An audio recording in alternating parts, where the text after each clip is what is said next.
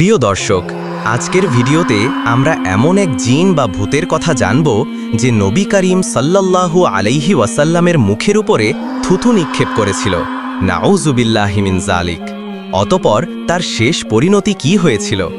মদিনার আকাশটি আজকে যেন একটু বেশি ভারী।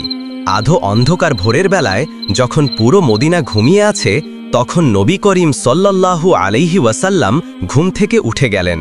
তিনি মহান আল্লাহ রব্বুল আলামিনের ডাকে সাড়া দিতে কখনোই গাফলতি করতেন না।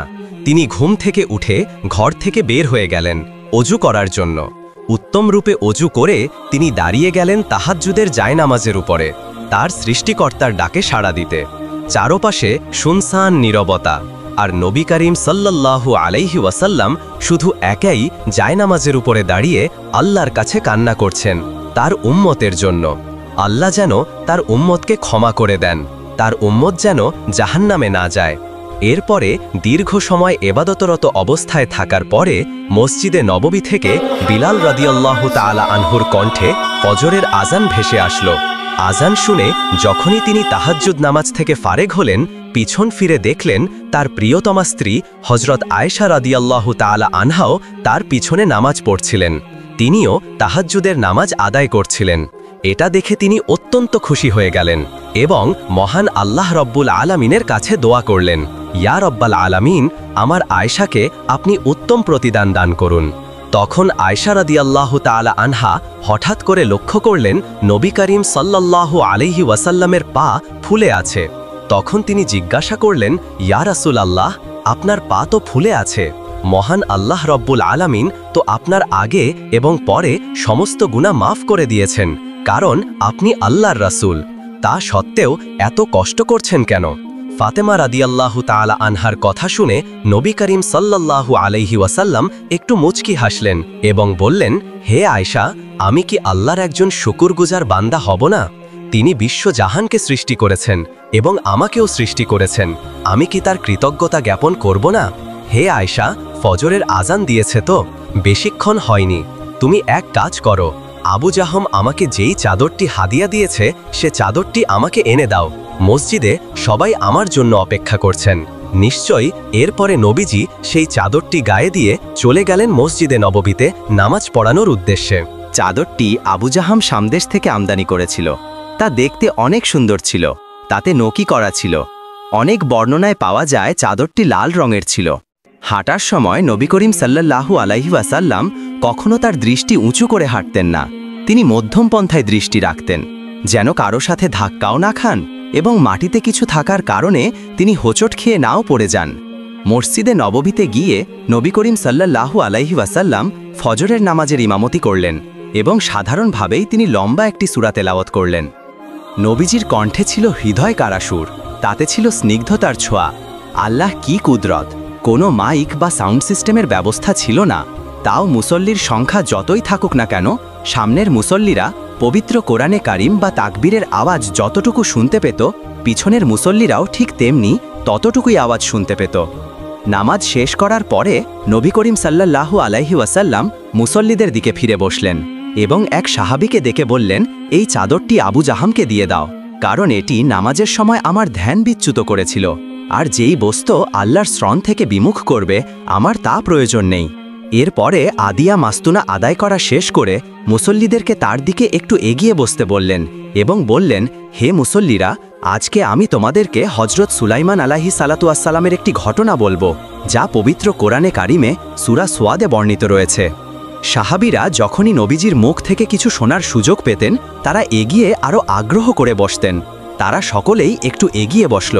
তখন নবী করিম সাল্লাল্লাহু আলাইহি ওয়াসাল্লাম গল্পের আকারে বলতে শুরু করলেন, হে সাহাবীরা, শোনো, সুলাইমান আলাইহিস সালাতু ওয়াসসালামকে মহান আল্লাহ রব্বুল আলামিন শুধু নবুতি দান করেননি, তাকে অনেক বড় রাজত্ব এবং জ্ঞান পাশাপাশি প্রজ্ঞাও দান করেছিলেন। তার অধীনস্থে বিশাল একটি সেনাবাহিনীও ছিল, যার মধ্যে মানুষ, জিন এবং পশু পাখি সবাই শৃঙ্খলাবদ্ধভাবে থাকত। আর তার যুদ্ধের জন্য ছিল অগণিত শক্তিশালী ঘোড়া, যা যুদ্ধের সময় শত্রুকে অনেক সহজেই পরাস্ত করতে পারত। একদিন বিকেলবেলায় সুলাইমান আলাইহিস সালাতু ওয়াসসালাম তার সেনাবাহিনীর জন্য প্রস্তুত করা সুন্দর এবং দ্রুতগামী ঘোড়াগুলো দেখতে চাইলেন।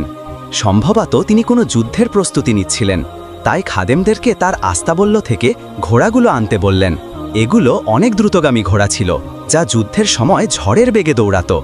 কিছু কিছু দুর্বল বর্ণনায় পাওয়া যায় সেই ঘোড়াগুলোর মধ্যে কিছু সংখ্যক ঘোড়া ডানা বিশিষ্ট ছিল, যা প্রয়োজনবশত সময়কালে আকাশে উঠতে পারত। ওইগুলোকে পঙ্খিরাজ ঘোড়া নামে আখ্যায়িত করা হয়।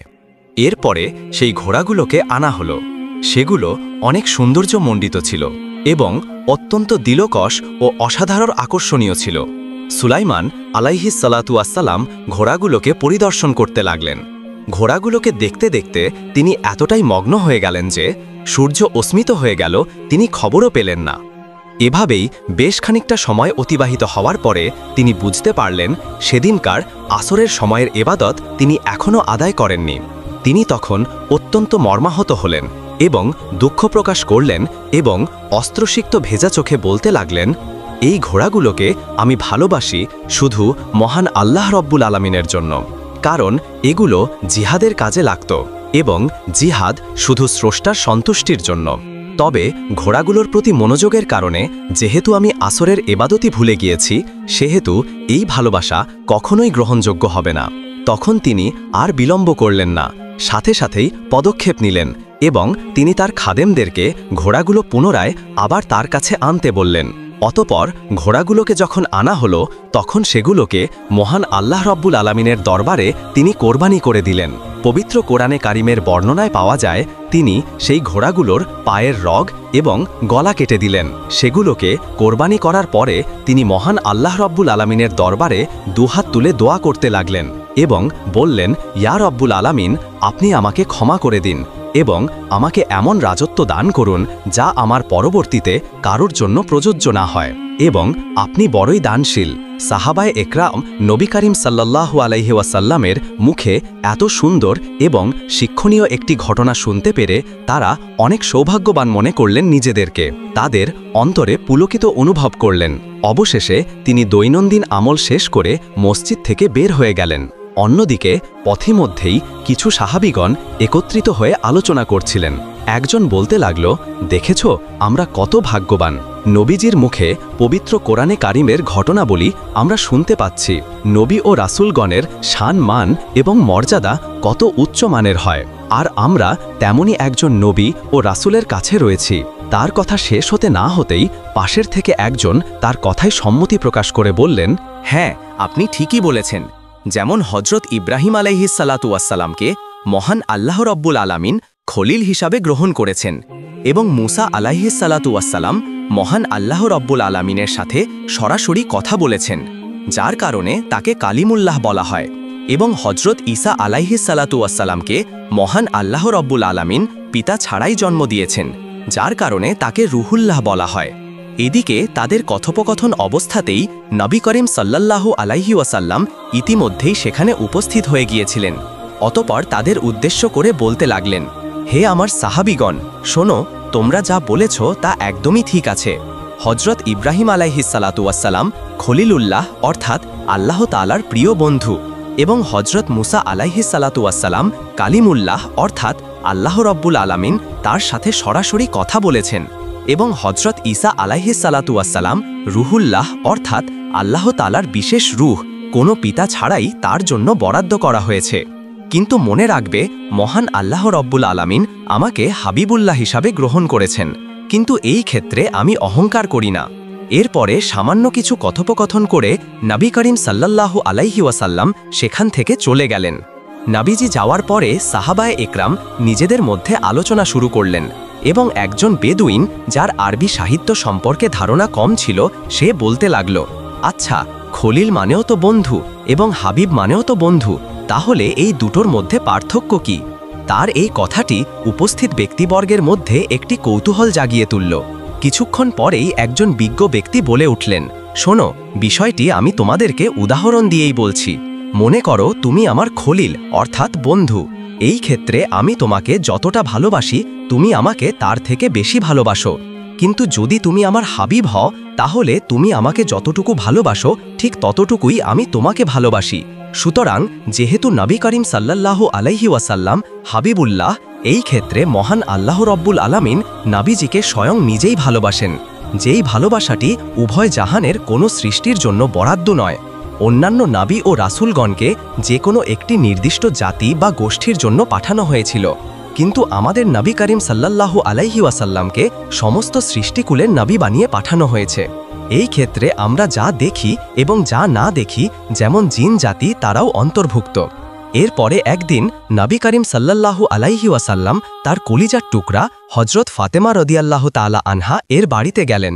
দরজায় দাঁড়িয়ে নবী করিম সাল্লাল্লাহু আলাইহি ওয়াসাল্লাম সালাম দিলেন, কিন্তু ভিতর থেকে কোনো উত্তর আসলো না। তিনি পুনরায় আবার সালাম দিলেন, কিন্তু তারপরেও কোনো উত্তর আসলো না। প্রথমত ভাবলেন ফাতেমা হয়তো কোনো জায়গায় গিয়েছেন, কিন্তু পরক্ষণে চিন্তা করলেন ফাতেমা তো স্বাভাবিকভাবে কোথাও যায় না। এটা মনে করে তিনি কিছুক্ষণ অপেক্ষা করলেন। কিছুক্ষণ পরে ঘরের ভিতর থেকে আওয়াজ আসলো। ফাতেমা রাদিয়াল্লাহু তাআলা আনহা সালামের উত্তর দিয়ে বললেন, আব্বাজান, আপনি কি আছেন? তখন নবী করিম সাল্লাল্লাহু আলাইহি ওয়াসাল্লাম জবাব দিলেন, হ্যাঁ ফাতেমা, আমি আছি। ফাতেমা রাদিয়াল্লাহু তাআলা আনহা দরজা খুললেন। ঘরে প্রবেশ করার পরে তিনি নবীজিকে বলতে লাগলেন, ইয়া রাসূলাল্লাহ, আমার প্রিয় আব্বাজান, দয়া করে আমাকে মাফ করে দিবেন। আপনি যখন সালাম দিয়েছেন, আপনার সালামের তৎক্ষণাৎ আমি উত্তর দিতে পারিনি। গত 3 দিন যাবৎ আমার চুলা জ্বলে না, আমার ঘরে খাবার মতো কোনো ব্যবস্থা নেই। অন্যদিকে ছোট্ট হাসান ও হোসাইন কান্না করছিল, তাদের কান্না আমার সহ্য হচ্ছিল না। তাই মহান আল্লাহ রব্বুল আলামিনের দরবারে দোয়া প্রার্থনার জন্য জায়নামাজের উপরে দাঁড়িয়ে নামাজ পড়ছিলাম। আপনি সালাম দিয়েছেন, এই নামাজ পড়ার জন্যই তৎক্ষণাৎ আমি উত্তর দিতে পারিনি। নবী করিম সাল্লাল্লাহু আলাইহি ওয়াসাল্লাম এই কথা শুনে তার চোখে পানি চলে আসলো। কলিজার টুকরা মেয়ে ফাতেমা রাদিয়াল্লাহু তাআলা আনহা 3 দিন যাবৎ না খেয়ে রয়েছেন। তার চোখের কোণে অস্ত্রজল চিকচিক করছিল। তখন নবী করিম সাল্লাল্লাহু আলাইহি ওয়াসাল্লাম তেমন কিছু বললেন না। কিছুক্ষণ তিনি চুপচাপ দাঁড়িয়ে রইলেন। হয়তো মহান আল্লাহ রব্বুল আলামিনের দরবারে তিনি কোনো ফরিয়াদ করছিলেন। তারপরে তিনি বলতে লাগলেন, হে ফাতেমা, তুমি তোমার জায়নামাজটি একটু তোলো। ফাতেমা রাদিয়াল্লাহু তাআলা আনহা নবীজির কথা মতোই তার জায়নামাজটি সরালেন। তিনি যা দেখতে পেলেন তা দেখার জন্য তিনি প্রস্তুত ছিলেন না।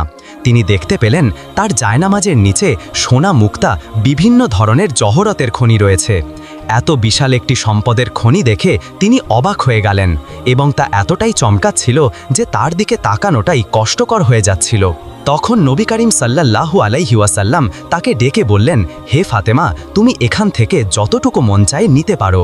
ফাতেমা রাদিয়াল্লাহু তাআলা আনহা তখন কম্পিত কণ্ঠে নবী করিম সাল্লাল্লাহু আলাইহি ওয়াসাল্লামকে জিজ্ঞাসা করলেন, ইয়া রাসূলাল্লাহ, আমার প্রিয় আব্বাজান, আমি যদি এখান থেকে সামান্য কিছু হীরা জহরাত গ্রহণ করি, তাহলে এজন্য কি কেয়ামত দিবসে আমার হিসাব দেওয়া লাগবে?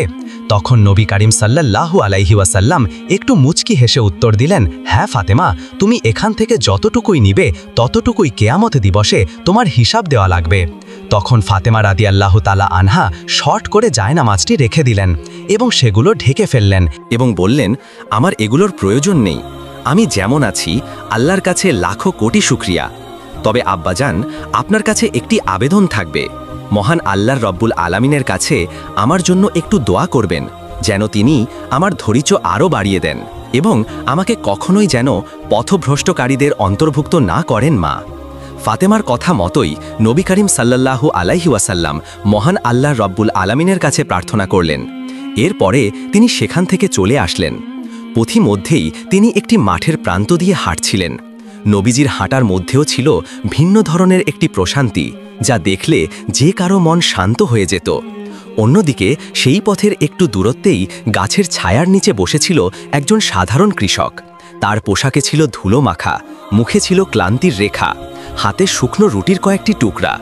লোকটি বেশ দরিদ্র ছিল। তার নৌনান্তে পান্তা ফুরাত, কষ্ট ক্লাসে উপার্জিত এই সামান্য খাবারই ছিল তার দুপুরের আহার।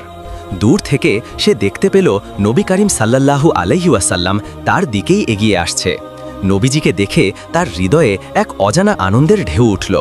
তখন সে মনে মনে ভাবতে লাগল, আমি যদি নবী করিম সাল্লাল্লাহু আলাইহি ওয়াসাল্লামের খেদমত করতে পারি, তাহলে নিশ্চয়ই এর ভিতরে কল্যাণ নিহিত রয়েছে।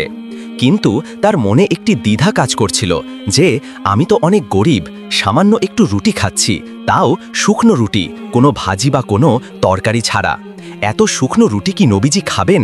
এমন ৮ পাশ ভাবতে ভাবতেই নবী করিম সাল্লাল্লাহু আলাইহি ওয়াসাল্লাম সেখানে পৌঁছে গেলেন। তখন সে কৃষক দাঁড়িয়ে গেল সম্মানের জন্য এবং নবীজিকে সালাম জানালো।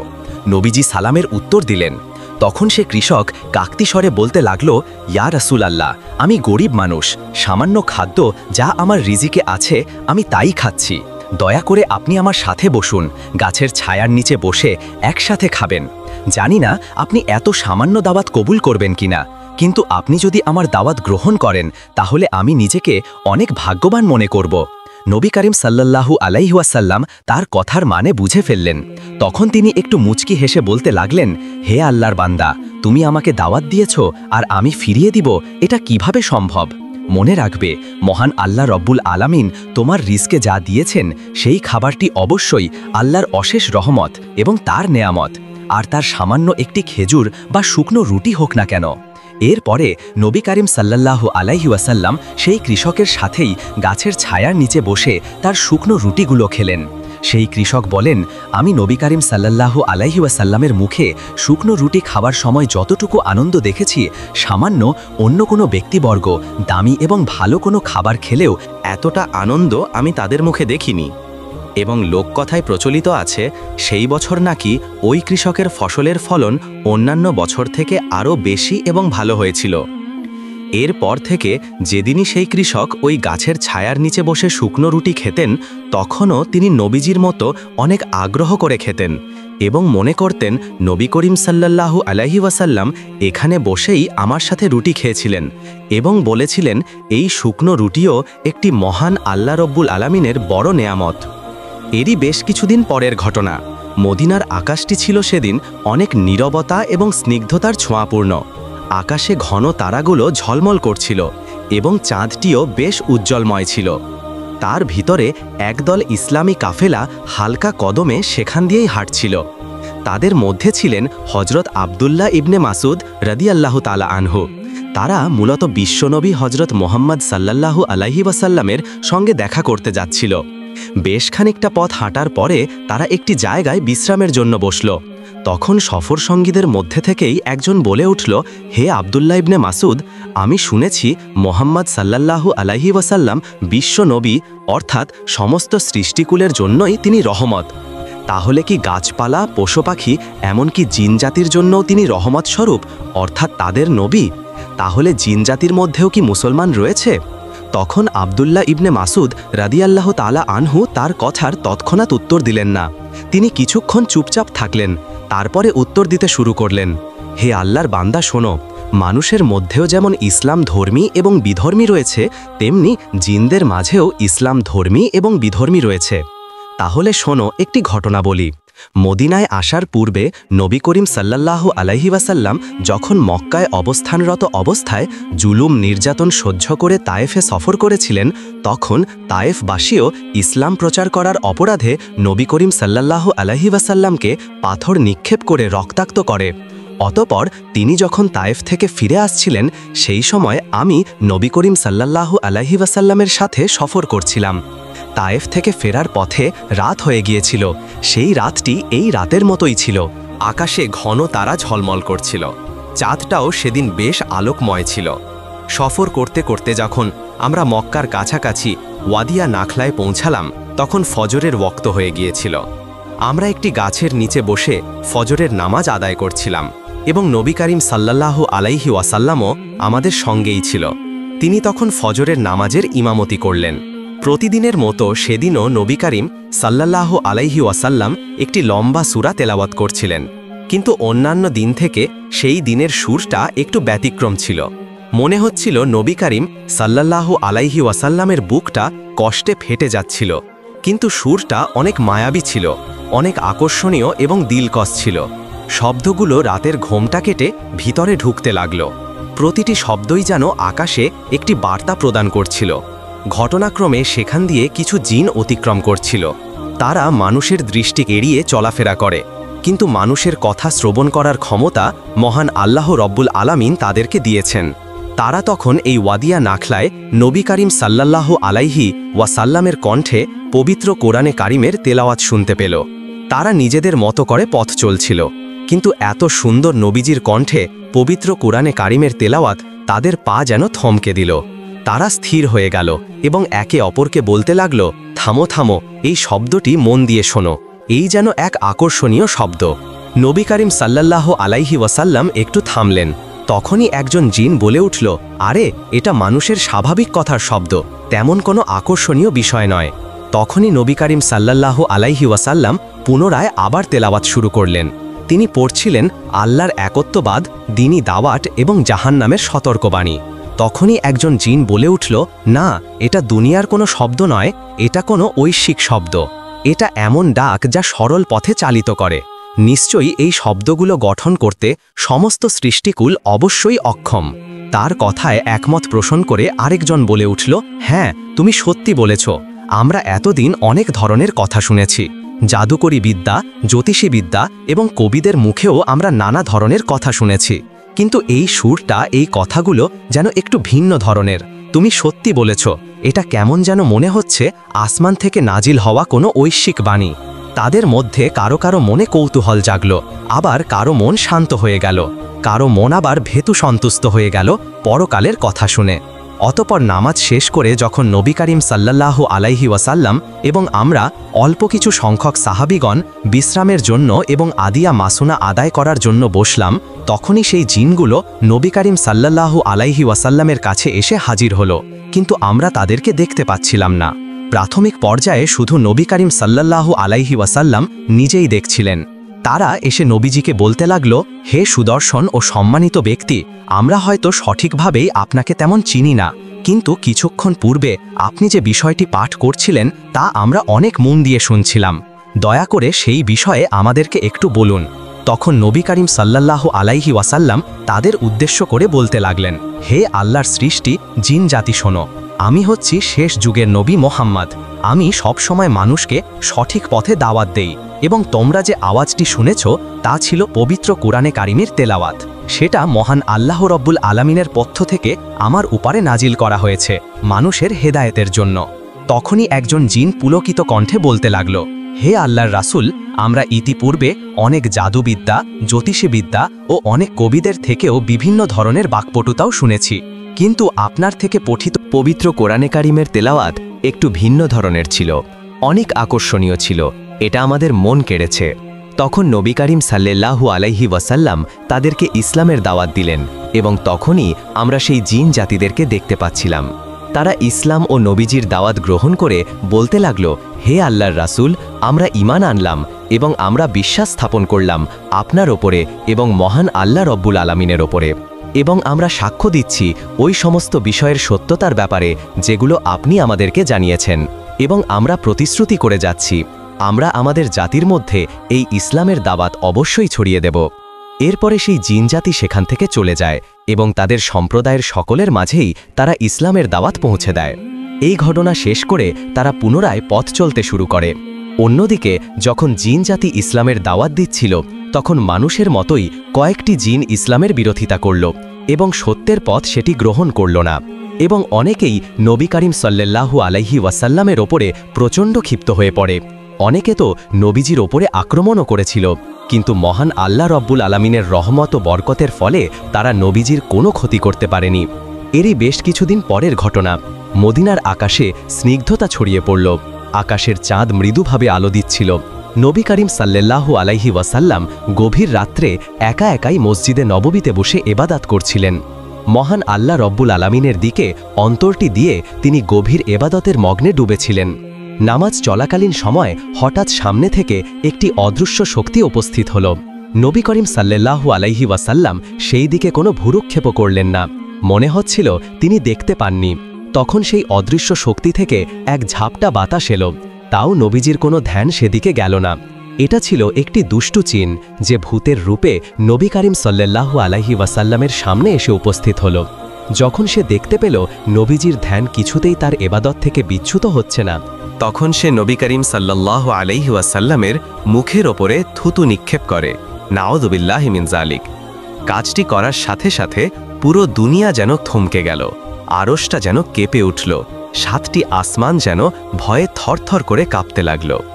তখনই সেই ভূত নামক জিনটি আর নড়তে পারল না, তার পাটা সেখানেই আটকে গেল। অবশেষে নবী করিম সাল্লাল্লাহু আলাইহি ওয়াসাল্লাম যখন নামাজ থেকে ফারেগ হলেন তখনই সেই ভূত সেখান থেকে পালাতে চেষ্টা করে এবং অদৃশ্য হয়ে যেতে চেষ্টা করে। কিন্তু নবী করিম সাল্লাল্লাহু আলাইহি ওয়াসাল্লামকে মহান আল্লাহ রব্বুল আলামিন একটি বিশেষ ক্ষমতা প্রদান করেছিলেন, যার কারণে সে সাথে সাথে সেই জিনটি ধরে ফেলে। তৎক্ষণাৎই নবী করিম সাল্লাল্লাহু আলাইহি ওয়াসাল্লাম তার গলা চেপে ধরে। নবীজির ইচ্ছা ছিল তাকে মসজিদে নববীর স্তম্ভের সাথে বেঁধে রাখবেন, যেন তাকে সমস্ত মুসলমান দেখতে পারে।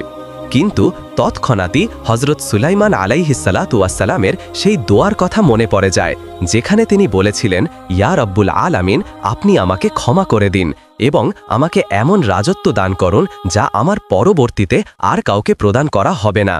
যার কারণে বিশাল রাজত্ব দেওয়ার পাশাপাশি তাকে জিন জাতিকে বশীকরণেরও ক্ষমতা দেওয়া হয়েছিল।